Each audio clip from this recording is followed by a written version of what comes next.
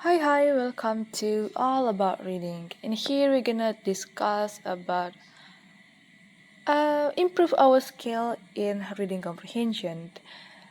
Start from the find the main ideas, also what is thesis statement. We're gonna learn about supporting details, like how to write in text, and also answering the questions about main idea, thesis statement, what is supporting details, and also we're gonna identify the author post and make conclusion about it.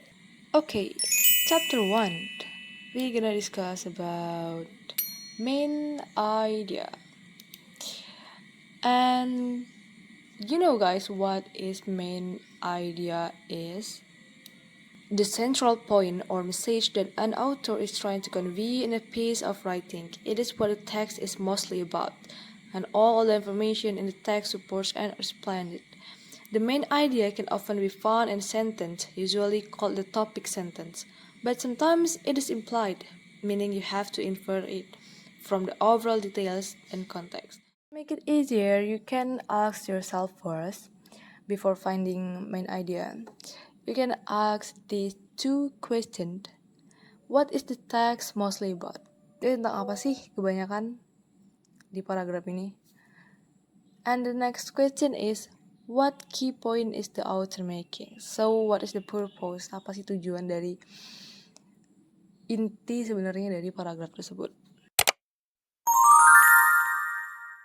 Now, imagine about seeing a school. What the first thing and what the first you see about school? Yep, right. The first thing you see in school is the building, students, teacher, classroom, and others. And finding a main idea in text is like identifying the school. So in the school is the central place where learning happens. It's the main focus and everything around it like the playground, classroom, and students supports the purpose of education. Similarly, the main idea is the core message or focus of text, while all the supporting details like facts, example, explanation work like the classroom and activities that help fulfill the school purpose. Without the school, it wouldn't have a place for learning. Just as with the main idea, the text would lack a central point that holds everything together. So in conclusion, main idea is the central message, the most important point in the text. And the second is what the text is about, like it tells you what the next mainly discusses. And third, supported by details, all the information in the text explain or supports it. And usually one sentence. The main idea can often be summed up in a single sentence. And one in a part, it can appear at the beginning, middle, or end, or sometimes implied. Oh no! Okay. Okay, now I'll give you example because you're still confused and yep, so let's practice. As you can see the text this with the title Data on Sweet Drinks. And let's break it down using these three methods. The first, start with the main idea. This is the central focus that answer what is the text mainly about. And then we're gonna identify key information. These are the supporting details that explain or give example of the main idea. And the last, we will make connection by linking the main idea to its supporting points. You can better to understand how all details fit together. Okay, let's read the text. A new study found that drinking soda leads to a greater risk for many causes of death. The study surveyed over 450,000 people in 10 European countries from 1992 to 2000. The study found that people who drank 2 or more glasses of soda a day had higher chances of dying from certain disease. And people who drank less than 1 glass of soda a day had less chance.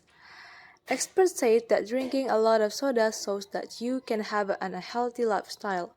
However, the study results were the same whether you were skinny, overweight, smoke, or did not smoke cigarettes. As you can see in the first sentence of the paragraph, a new study found that drinking soda leads to a greater risk for many causes of death. So we can conclude that the author proposed is tell us about drinking soda leads us to risks for many causes of death. So the risks of death in many around the world is about drinking soda. And the study surveyed over 400,000 people in 10 European countries from 8 years, like for 8 years. So this is the text show us the data. So this is fact, not opinion of the author. Yeah, and next, drinking 2 or more glasses of soda a day increase the risk of death from certain disease regardless of personal lifestyle body type. And let's read the second paragraph. The study found that people who drank 2 or more glasses of soda a day had higher chances of dying from certain disease, and people who drank less than 1 glass of soda a day had less chance. So it means people who drank 2 or more glasses of soda have the higher chance of dying. And people who drank less than 1 glass of soda a day had less chance. So, more you drink, more you close to that. In the next paragraph, experts say that drinking a lot of soda shows that you can have an healthy lifestyle. It means drinking a lot of soda will make you an healthy lifestyle, have a healthy lifestyle. However, the study results were the same whether you were skinny, overweight, smoke, or did not smoke cigarettes. So it means that doesn't matter if you're skinny, overweight, or smoke, or didn't smoke. Drinking soda still make you close, yeah, like that. So what is the main idea, you think, guys? So the main idea is drinking 2 or more glasses of soda a day increase the risk of death from certain disease and regardless of a person's lifestyle or body type. The text focuses on the findings of study that shows a strong connection between soda consumption and higher risks of death from various causes. It highlights the fact that those who drank more soda had a greater likelihood of dying from diseases, while those who drank less had lower risk. Importantly, the study's results were consistent across different groups of people, whether they were skinny or overweight, smokers or non-smokers. This indicates that soda consumption itself is a significant factor in the increased health risk. Now we gonna discuss about another example. We're gonna identify another text. As you can see, the title of the text is How Video Calling Started. Let's read it and also use the 3 methods before. It's the same thing. And let's read it in the first paragraph. In the late 1890s, people started to think that it could be possible to see the person who they were calling. It was not easy to develop such technology. In the 1930s, special booths were in post office, but the video was very bad. In 1955, the US company K-Lab invented television phone and they call it the telephone of tomorrow. It means that they are already two era where the video calling started, and the screen was 25 centimeters wide and two people could see each other while calling. And in the 1955, they already discovered the screen that was 25 centimeters, and people can use it and see each other. And the second paragraph, scientists develop much better technology in the 1980s and 1990s, but they were very expensive. In the late 1990s, it became possible to use the internet for video calling, and people started to use the technology normally. Many people started to use video calling in 2020 because they could not meet each other. Funny moment happened sometimes because people could not use the technology well. So, what do you think, guys? What you can remember of the text? Like, what do you think of it? I'll give you 5 minutes to read it again, reread again, and answer it and find the main ideas. Okay, remember you need to identify the key information first, and you also find the supporting ideas, supporting details, and then you will find the main idea.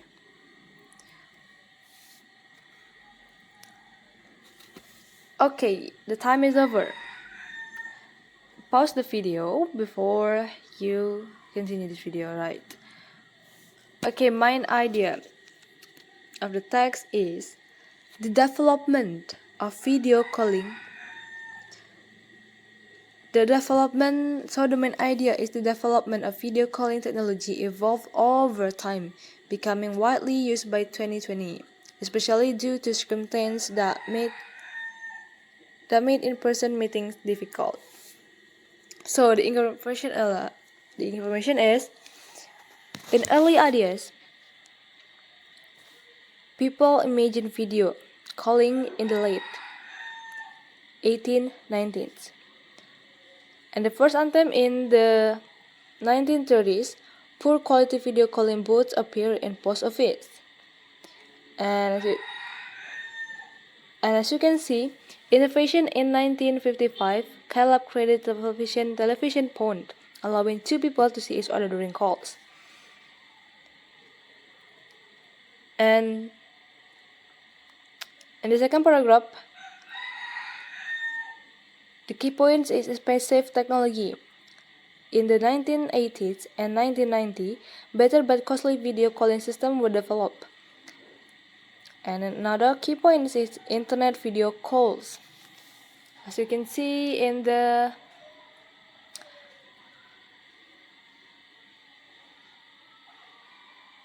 second paragraph, internet video calls. In the late 1990s, video calling became accessible via internet. And what do you think after I say the key information? So, the answer is, the main idea is that the development of video calling evolved over time, becoming widely used by 2020.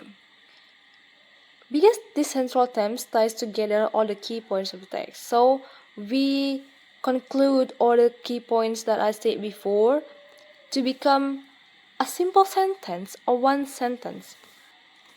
Since each detail revolves around the evolution and evolution of video calling technology, the main idea is about its development and interest research, especially by 22. So, what about your answer? Same with me or not?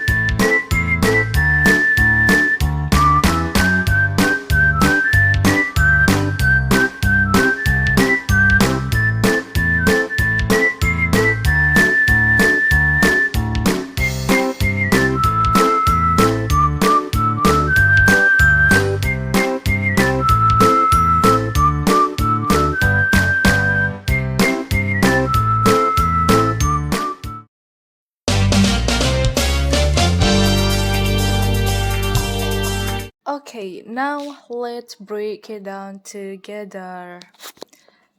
And is it difficult or easy? Because we already talked about it, use 3 examples, right? So I think you got it, guys. I trust you. Okay, the title of the text is Digital Parenting. Let's read the text first. First paragraph. Many parents now check their children's location and online activities to keep them safe.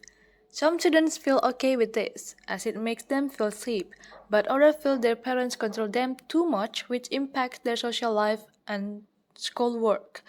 Some teenagers find ways to get around these controls, which can make things worse. Experts say that when parents are too strict, kids may rebel and break the rules. It is better to talk with children openly about technology and teach them to choose carefully what they do. As children grow older, they should learn to be responsible online, and parents should stop monitoring them. Some teens think they should stop being tracked by the time they are 16. And yup, this is the simple paragraph and short text, so I think you all can answer it. So, take a look at the first paragraph. Many parents now check their children's location and online activities to keep them safe. And the key information is children's location. Like parents check their children's location and online activities. That's the key information in the first paragraph. And take a look at the second paragraph. Some children feel okay with this, as it makes themselves feel safe, but others feel their parents control them too much, which impact their social life or schoolwork. Some teenagers find ways to get around these controls, which can make things worse. By this paragraph, we can conclude that some students feel okay with this, but the other feel uncomfortable because the parent do too much and make it impacts and the children's life. So that's the key point. And take a look at this third paragraph. Experts say that when parents are too strict, kids may rebel and break the rules. It is better to talk with children openly about technology and teach them to choose carefully what they do. As children grow older, they should learn to be responsible online, and parents should stop monitoring them. Some teens think they should stop being tracked by the time they are 16. So in the third paragraph, in the last paragraph, the key point is that's okay when parents take their children, but not too strict. Because when parents too strict, the children or the kids may break the rules, right? And the expert find solution that the parents must talk with the children openly about technology and teach them. And also, the parents should stop monitoring their children if the children already become over 16. That's the key point of the third paragraph. And we can conclude of the key point of the third paragraph to become the main idea. So the answer is the main idea of this text is parents watch their kids' online activities to keep them safe, but experts say talking with kids and teaching them to be responsible is better as they get older. Why this is the main idea? The main idea because the main idea focuses on parental control and the importance of communication and responsibility. So the key points of the text is parental control, importance of communication, and responsibility. Each paragraph either explains the problem with monitoring or suggests how parents can teach their children to make good choices online. which all support the central message. So, what about your main ideas? We get the same main ideas or not?